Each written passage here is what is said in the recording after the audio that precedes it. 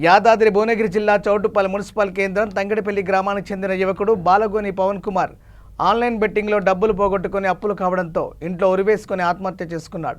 తండ్రి పోలీసులకు సమాచారం ఇవ్వగా మృతి చెందిన యువకుడు గతంలో ఆన్లైన్ బెట్టింగ్లో డబ్బులు పోగొట్టుకుని అప్పులు చేయగా అప్పులు కట్టమని తెలిపాడు. ఆన్లైన్ గేమ్స్ ఆడొద్దని హెచ్చరించినా వినకుండా మళ్ళీ ఆన్లైన్లో బెట్టింగ్ పెట్టి అప్పులు చేశాడని, మాకు తెలిస్తే కోపగిస్తామని ఇంట్లో ఫ్యాన్కి ఉరి వేసుకుని ఆత్మహత్య చేసుకున్నాడని తెలిపారు. పవన్ కుమార్ మృతిపై చౌటుప్పల్ సీఐ మన్మథ్ కుమార్ ఎవరైనా బెట్టింగ్ పాల్పడితే పోలీసులకు సమాచారం అందించాలని, వారిపై చట్టపరమైన కేసులు నమోదు చేసి కౌన్సిలింగ్ ఇస్తామని తెలిపారు.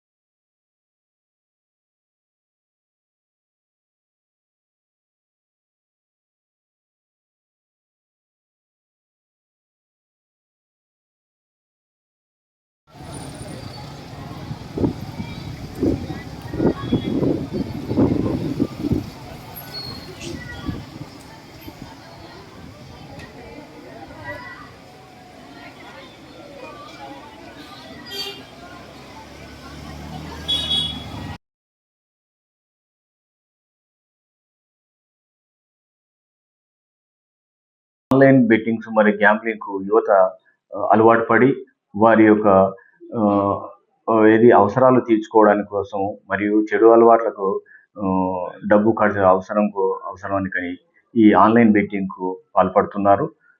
దానిలో భాగంగా రీసెంట్గా మా దగ్గర చౌటుప్పల్ మండలంలో ఒక యువకుడు ఈ ఆన్లైన్ బెట్టింగ్ లో పార్టిసిపేట్ చేసి తన యొక్క ప్రాణాలను కోల్పోవడం జరిగింది. వారి తల్లిదండ్రులు అది ఇది విషయంపై కంప్లైంట్ ఇవ్వడం జరిగింది. దాని విచారణ చేపడుతున్నాము.